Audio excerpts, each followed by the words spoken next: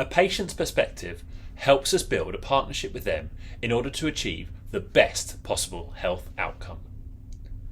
Every patient has a unique experience in healthcare, so eliciting and exploring their ideas, concerns, and expectations can help us understand them better.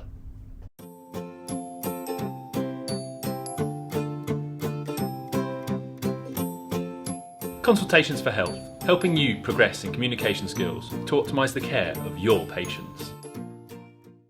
We have an introductory video on the patient's perspective where we explore the ICE model. In this video, we'll see how we can elicit, explore, and address our patient's thoughts and opinions. The patient's perspective has become an important focus in recent studies, showing increased patient satisfaction with their consultations. It gives you an opportunity to recognise the patient's standpoint and have a critical conversation and agreement with them about the course of action so they can make better decisions and improve their health outcomes. Let's watch a scenario to see how we can do this. Hi there, you alright? Can I just confirm your name and date of birth, please? Yeah, it's Sherry Chloe and it's the 2nd of March 1998. Perfect, thank you. Nice to meet you, Sherry Chloe. My name's Sophie, I'm the clinician here today. And just to double check we're on the same page, why was it you've booked in with us today?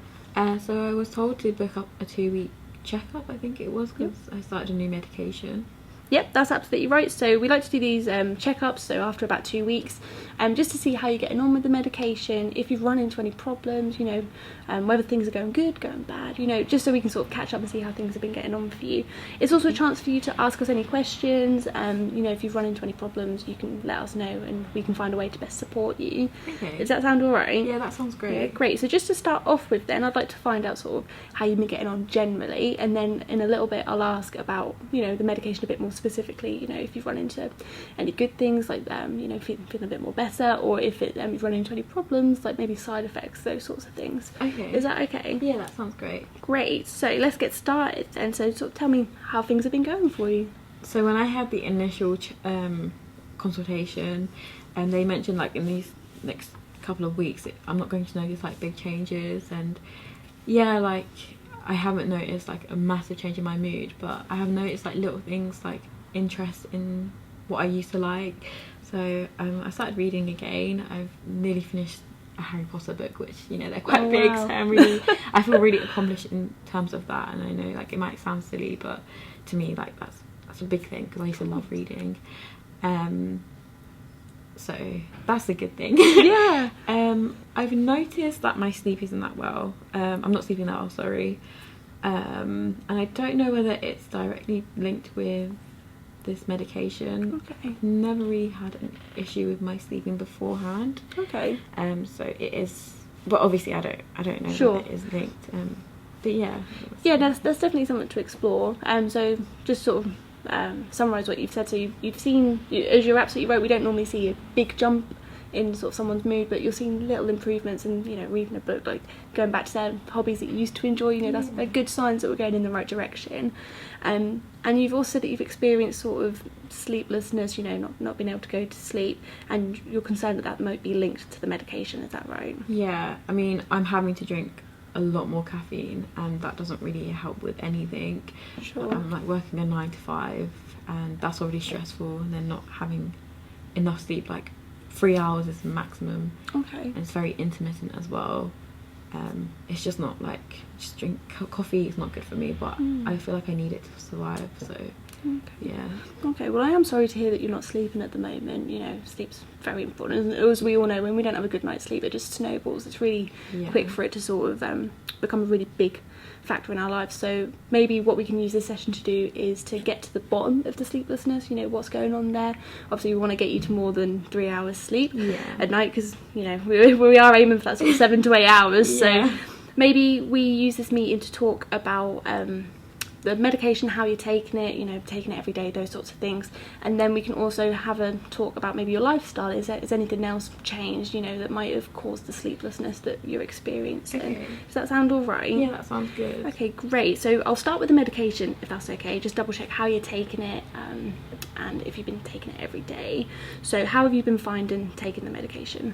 So I won't lie, at the beginning I would miss like a couple of days, but then when I started noticing like little improvements, I was very religious in taking it every single day. So like I said, work 9 to 5, so when I would come home, I had my dinner around like 6:30, so I would end up taking the medication at like 7, just because that's when I remember to take it.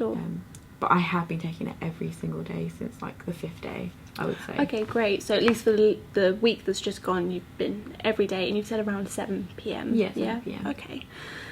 So as with when we start any medication, we can experience side effects. Some people get them, some people don't.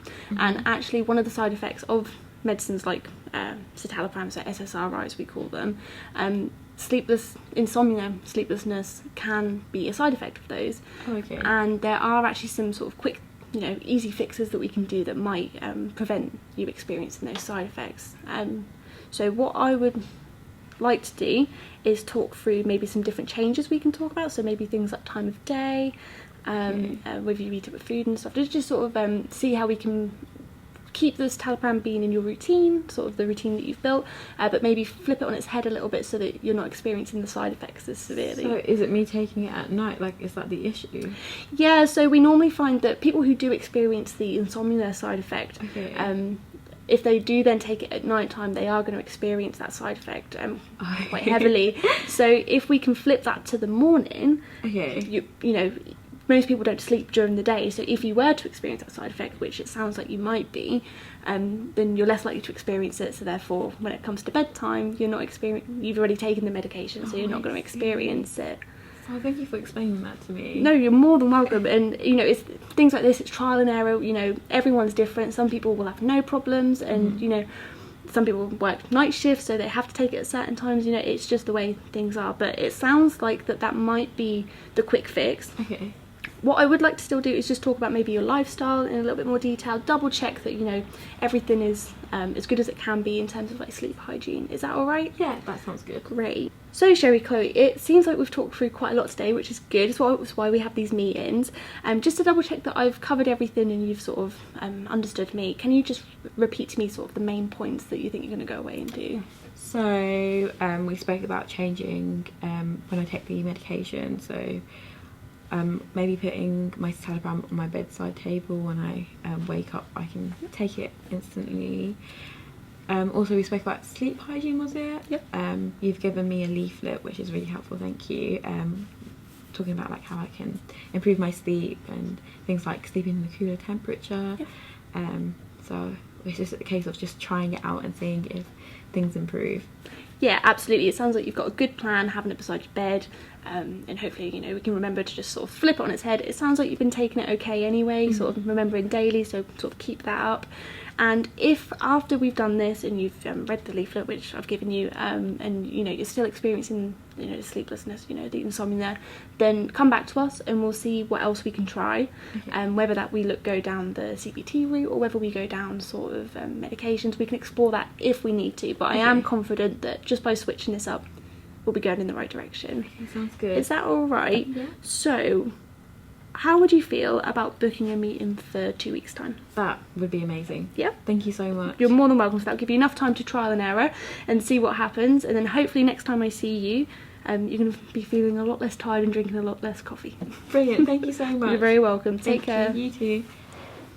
In order to elicit our patients' ideas, concerns and expectations, a great way of starting a consultation is by establishing a shared agenda. This makes the patient's expectations of the consultation clear, and you can establish your plan of care. Sometimes it's obvious what a patient wants, so just reaffirm it. We have a video on negotiating a shared agenda. Be sure to refresh yourself with this.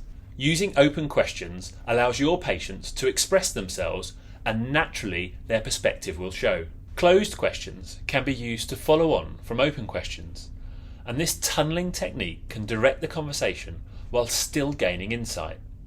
This should be implemented throughout the consultation. Whilst they are sharing their thoughts with you, this is your time to be actively listening and picking up on verbal clues.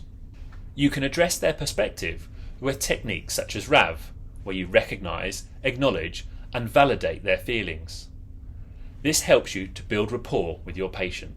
If you find some patients are struggling to give their opinion, try to spot any non-verbal clues and appropriately address them. To end the consultation, always try to make a shared decision with the patient that they are fully involved in. As you have explored their ideas, concerns and expectations, you can negotiate a treatment plan that incorporates the patient's priorities, inviting them to make a shared decision such as, "I would recommend this. Tell me how you feel about that. How would you like to proceed?" Gives the patient responsibility, and this can promote their commitment to the behaviour change you're working towards. As much as we want to give the patient all of our time, in certain situations this is not always possible.